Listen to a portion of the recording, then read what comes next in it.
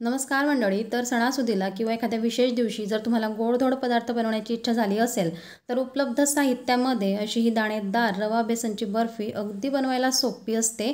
तुम्ही ही नक्की ट्राय करा. अगदी स्टेप बाय स्टेप आणि परफेक्ट रेसिपी तर तुम्हाला मिळेल.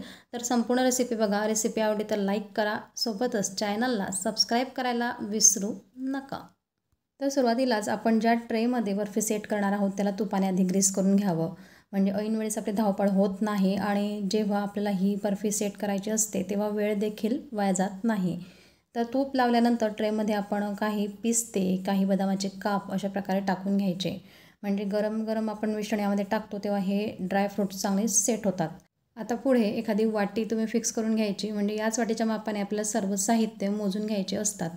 तर सगळ्यात आधी आपण तूप घेतलेलं आहे. तूप हे अर्धी वाटी घेतलेलं आहे. कढईमध्ये तूप टाकायचं, गॅसचा फ्लेम कमी ठेवायचा आणि तूप थोडं गरम होऊ द्यायचं.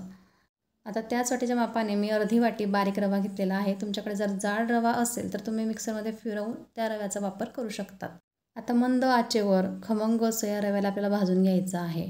जसं एरवी आपण शिऱ्याला रवा भाजतो अगदी तसाच रवा आपल्याला भाजून घ्यायचा आहे.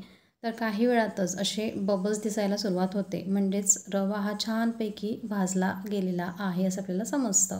आता रवा भाजून झाल्यावर यामध्ये आपल्याला टाकायचं आहे त्याच वाटीच्या मापाने 1 वाटीभर बेसन पीठ. तर पीठ देखील आपल्याला या रव्यामध्येच मिक्स करून व्यवस्थित या तुपामध्ये भाजायचं आहे.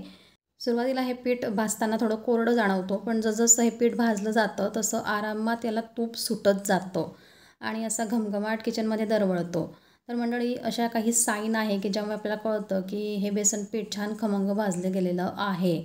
तर हळूहळू जसं आपण हे भाजत आहोत तसा रंग बदलतो.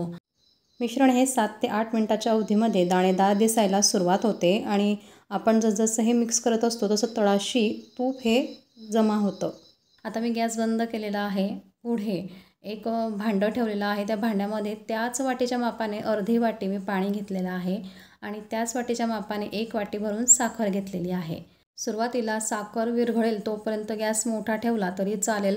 म्हणजे आधी साखर विरघळून घ्यायची आणि जशी संपूर्ण साखर ही पाण्यात विरघळली जाते तेव्हा बर्फीला छान रंग येण्यासाठी यावेळेस तुम्ही फूड कलरचा वापर करू शकता. मी अगदी चिमूटभर यामध्ये जिलेबी असा पिवळसर ऑरेंज रंग टाकलेला आहे जो जिलेबीचा असतो.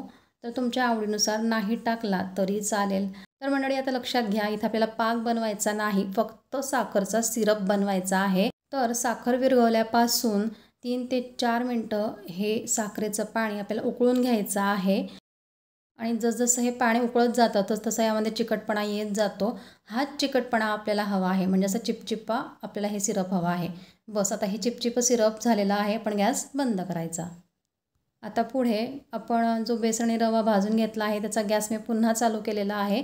त्यामध्ये 1 चमचा वेलची पूड, यासोबतच तुम्हाला काही ड्रायफ्रूट घालायचे असतील ते देखील तुम्ही घालू शकतात. आता हे सगळे जिन्नस आपण व्यवस्थित मिक्स करून घ्यायचे. तर मंडळी आपण हा रवा आणि बेसन आधी छान खमंग भाजून घेतलेला आहे. आता तुम्ही बघू शकता हे जे मिश्रण आहे हे सैलसर होत जातं. म्हणजे अशा प्रकारे याला रवा टेक्स्चर आलेला आहे आणि हे सैलसर झालेलं आहे. तेव्हा आपण समजावं की मिश्रण अगदी परफेक्ट तयार आहे. आता या वेळेला आपल्याला साखरेचा सिरप टाकायचा असतो. तर सावकाश, इथं घाई गडबड करू नका. सिरप टाकून घ्या. गॅसचा फ्लेम लोच ठेवायचा आणि हे भराभर मिक्स करायचं.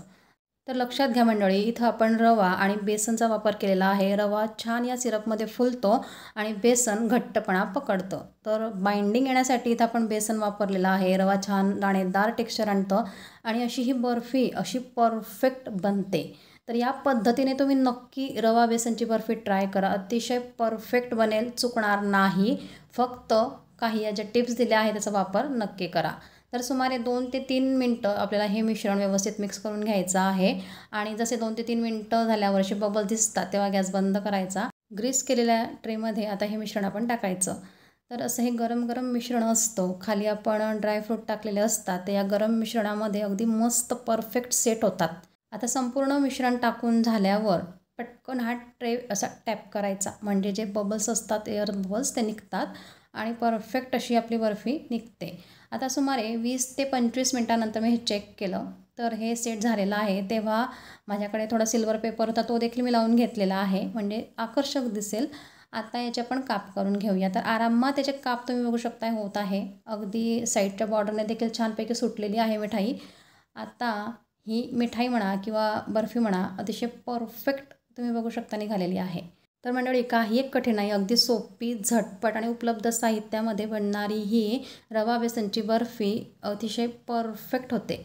तर कशी वाटली तुम्हाला आजची ही रवा बेसनची बर्फी? आहे ना मस्त? तर पटकन व्हिडिओला लाईक करा, शेअर करा ही रेसिपी तुमच्या मित्रपरिवारामध्ये. व अशा छान छान व परफेक्ट रेसिपी नेहमी बघण्यासाठी RR कुकिंग मराठी चॅनलला लवकरात लवकर सबस्क्राईब करा. म्हणजे अशा छान छान नवनवीन तसेच परफेक्ट रेसिपी तुम्हाला नेहमीच बघायला इथं मिळतील.